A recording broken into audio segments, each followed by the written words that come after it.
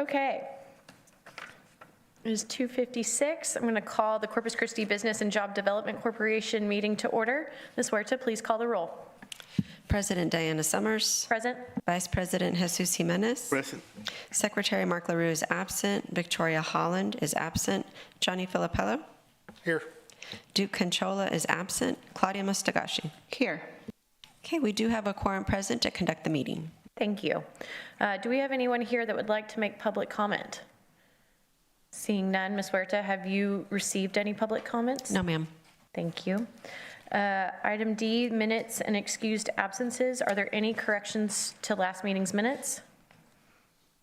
Seeing none, I'll entertain a motion to approve the meeting minutes. Motion to approve. Is there a second? Second. All those in favor say aye. Aye. Any opposed say no. The motion carries. Next, we have the Type A financial reports.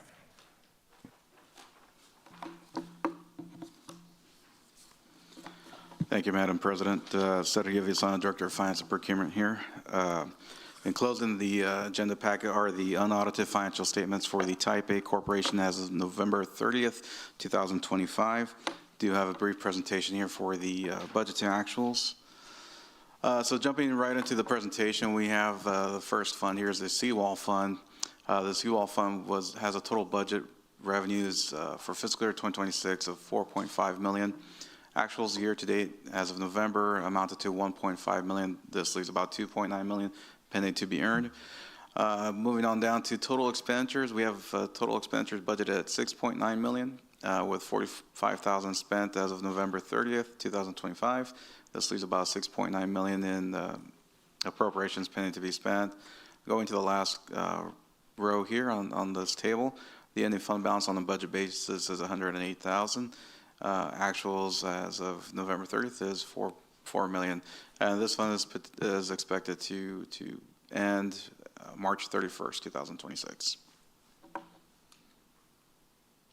Next, we have the Seawall CIP Fund. This particular CIP fund has about $80.3 million budgeted for projects.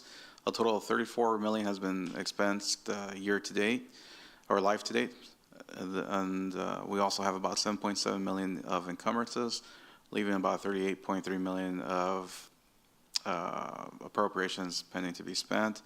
This fund also does have a reserve appropriation of $4.9 million, which would be allocated to additional projects.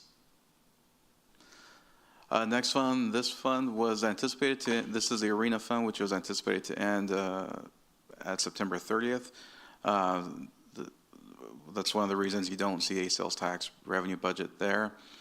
So total revenues for the fiscal year were anticipated to be $329,000, which we will see the actuals of the $1.5 million coming into this fund, which are the Type A sales tax that continue to come in up through December 31st. This basically puts revenues over budget by $1.2 million.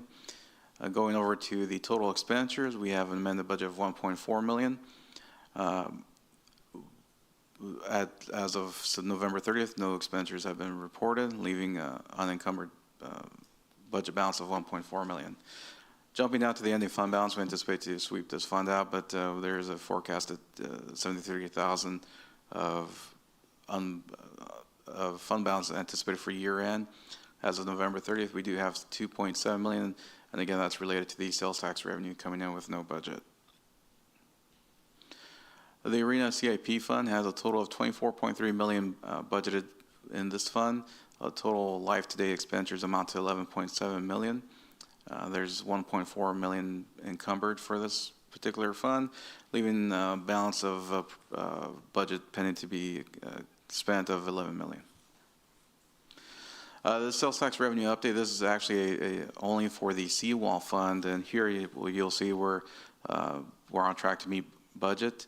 This again excludes the Arena Fund, but for the Seawall Fund, total budget for 2026 revenue is 1.54.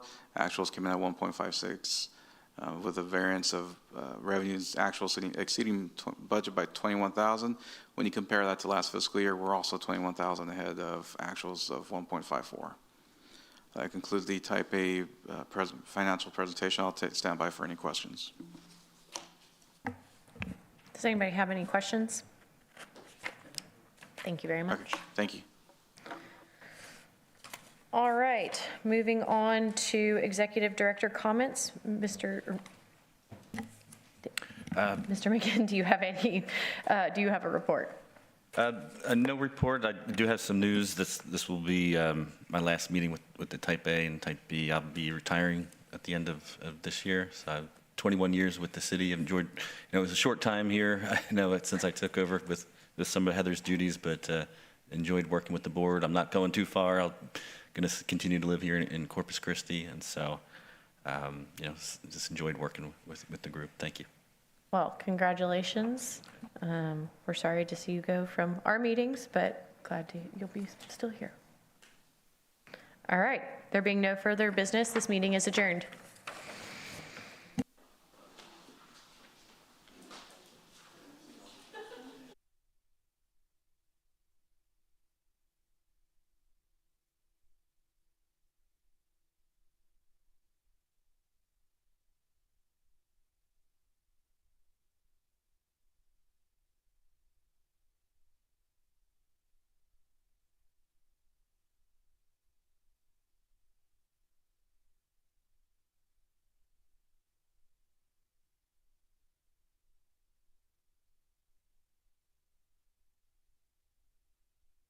on for a couple of years. We finally got it open, so that's the big thing right now in the city, and lots, like I said, lots of involvement through our community. Also something that's important to us is our Cheryl Veterans Memorial Park. We're getting our helicopter, and for everybody that knows, growing up in Corpus like I did, there used to be a big helicopter right in front of Memorial Coliseum. So, just kind of getting that at Cheryl Veterans Memorial Park is special to me because I am a lifelong Corpus Christian, and I think the people